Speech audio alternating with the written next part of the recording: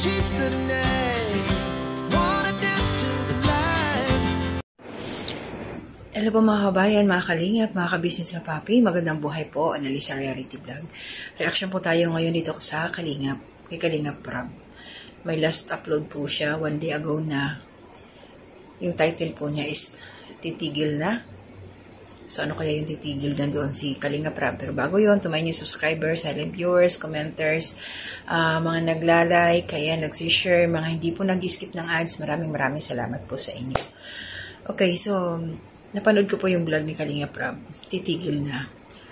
Medyo napaisip ako, ano kaya yung titigil ni Kalingap Prab? So, pinanood ko, tinapos ko yung video niya. Ramdam ko rin yung niya yung kasi tao lang yan Siyempre, nandoon yung sabi nga niya na stress na siya. Pero, nandoon si Jack, ang kanyang may bahay, at ang galing niyang dito.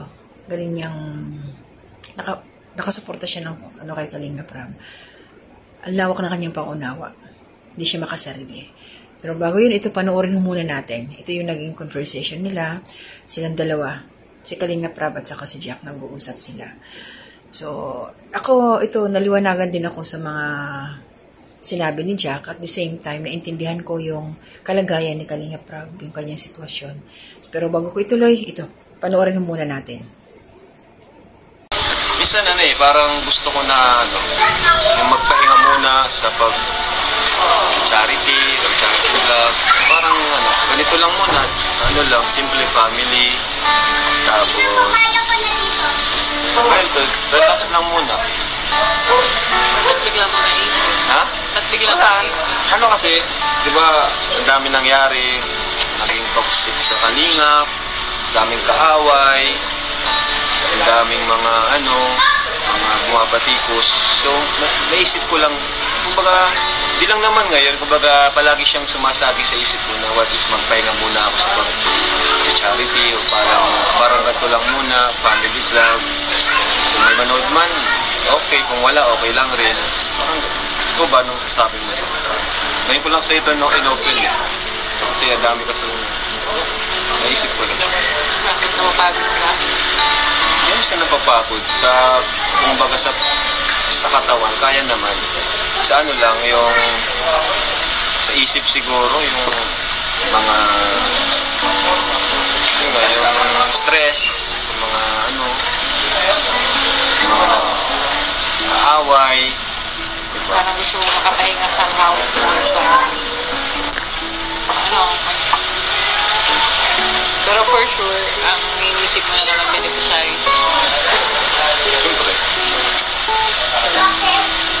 Ikaw, ano yung masasabi mo? Kasi yun, kung alam to in-open, and yun, binlog ko rin para gusto ko rin malaman ng ibang mga supporters ko yung ibang bagay na nilalaman ng isip ko, ng puso ko. Wala namang masamang magpahinga kung kailangan. Pero huwag kang tumigil. Tumigil sa pagka-charity. Especially marami pa rin namang umaasa sa help mo, sa pagod pa din naman bilang Kalingap na rin naman nakilala. Parang kasama na yun parang hindi mo rin may iwasan na yung magkaroon ng gano'n. Parang bang bashing, yung mga toxic, andyan na yan part na yan, lalo ka pa nag-grow pa, lalo ka pa sa kikilala ka, lalo mas malawak yung community. Hayaan mo na lang yun, kumbaga maging mo na lang siya motivation. Hindi siya yun yung magiging cause para mawalan yung lakas ng loob sa ginagawa mo. Saka kawawa rin yung mga scholars mo, yung mga umaasa sa'yo, lalo yung mga nag-aaral pa, yung mga estudyante. Diba? Bagay. Saka meron ka pang mga naka-line up, pabahay. Diba? So yun po mga Kalingap, sabi ni Kalingap Prab parang gusto niya munang hindi muna mag-charity. Ang kanya gagawin family vlog muna. Yung ganyan lang, nandun sila sa kanilang transient house. Yan, may mga bisita silang dumating sa family ni Jack. Doon yung kapatid, doon yung mga magulang niya. So, napagod si Kalinga Prab doon sa, sabi nga niya, hindi siya pagod sa katawan. Na-stress lang siya doon sa mga taong bumabatikos sa Kalingap, mga bashing, mga bashers na yan. Doon siya na, baga na-drain na siya. Tapos ngayon, ang ni Jack naman, sabi niya, kung titigil ito si Kalinga Prab sa pag-charity, ang mangyayari doon, sino yung talo? Ang kanyang mga beneficiaries, ang kanilang mga sinusuportahan sa pag-aaral, allowance, ay mga estudyante, si Kalinga Prab. Ang mga nakapila nga daw sa pabahay, paano na kung ihinto sa charity work si Kalinga Prab? Malaki yung impact talaga. Kasi kung tutusin, pwede na hindi mag-charity work si Kalinga Prab. Diyan na nga lang. Siyempre, namimiss niya yung pamilya na, lalo't dalawa na yung anak niya. Bagong panganak si Jack. Siyempre, mamimiss din niya yung mga baby ba. Mga anak niya na lumalaki yan. Tapos siya, busy sa charity niya, kulang na siya sa oras, yung pagod, yung pagdating ng bahay, late na, yung mga ganun ba. So, gusto niya mag-focus sa family niya. Pero yun nga, dahil nga ito si Jack, ang kanyang asawa, is inisip din yung paano na yung mga tinutulungan ni Kalinga Prab kung hihinto siya sa charity work. Ba? Walang mawawala sa kanila kay Kalinga Prab. May negosyo na sila. Marami na pag nagkakakitaan si Kalinga Prab, kahit hindi siya sa charity niya. Masasabi natin stable na. Paano na nga lang yung mga batang umaasa. Ito yung mga ngayon, yung mga bashers, yung mga anti-Kalingap na walang magawa. So, sa totoo lang, para sa akin, ito yung obserbahan ko, hindi magulo ang Kalingap kung walang nanggugulo. Kung yung ginagawa lang, yung mga napapanood natin na pag-charity nila Kuya Bal, may mga tinutulungan sila sa mga tindahan, binabahayan, mga dating beneficiary sila na hinahatiran ng mga blessings, bigas, kung anong meron sila, nag-share sila Kalinga Prab, sila Kuya Bal. Wala namang problema tahimik naman yung Kalingap Nagiging magulo lang kasi itong mga anti-Kalingap na nakiki-content na nga lang, batikos pa ang kanilang pinagsasasabi, imbis na sumuporta sila sa Kalingap. Kung halimbawa huminto to sila Kalinga Prab, sila Kuya Bal, huminto sa pag-charity, huminto sa pagpapabahay. Kayong mga anti-Kalingap, mapababahayan nyo ba yung mga tao nangangailangan doon sa area nila Kuya Bal o kung saan man? Makakatulong ba kayo? Makakapagbigay ba kayo na kung ano yung binibigay nila doon sa mga tao nangangailangan? Yun lang yung tanong ko.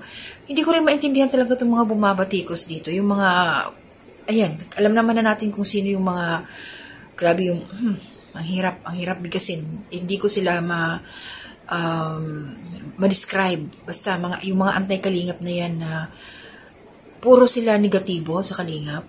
Puro sila pamamansin ng hindi magaganda.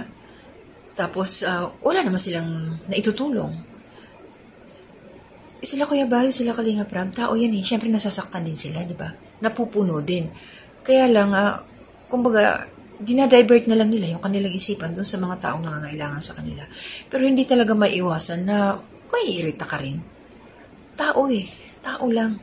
Sana tumigil na yung mga anti-Kalingap na yan. Huwag na tayong mag-mention ng mga names kasi alam nyo naman ako kung sino-sino yung mga yun. Yung mga hindi members ng mga reactors na nagre-react, tapos puro batikos ang ginagawa, sila yung ang kakapal ng mga antibay nila, grabe. Hindi sila nahihiya na iko-content nila yung Kalingap tapos gano'n ang kanilang tema. Diba? Napaka-negatibo. Yun na siguro yung buhay nila. Puro negative. Ang pangit ng gano'n, no?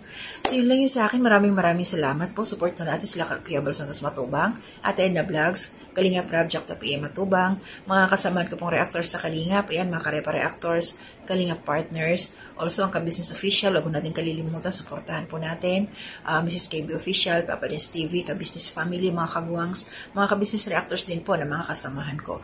So, back to back po tayo, tulungan lang. Diyos ko, tulungan nyo akong mag-pray. Pag-pray natin yung mga bumabati ko sa Kalingap na magising naman na sila, no? Mamuhay sila ng mga positibo ang pananaw sa buhay, makatulong sa kung ano yung mga dapat tulungan. Huwag ganyan. Kasi pag si Kalinga Prab talaga huminto sa charity, sino yung mawawalan? Sino yung kawawa? Sino yung... Ang dami pa nakapila na kailangan nilang bahayan. Ha? So maraming salamat po. Mag-iingat po tayong lahat. Shout out po sa aking community spotlight. Good morning kila Nanay Soledad, Ate Ems, Ate Marilyn, ni Corsa Miliano Ral, Pa Marilyn Cabanilla, kumusta po? And others, sa inyong lahat po. At my cousin, si Walls Tradition, kumusta dahil aking mga anak at asawa. Mag-iingat po tayong lahat. Basta kayong lahat na laging nariyan, shout out po sa inyo. Love lang po. To God be the glory.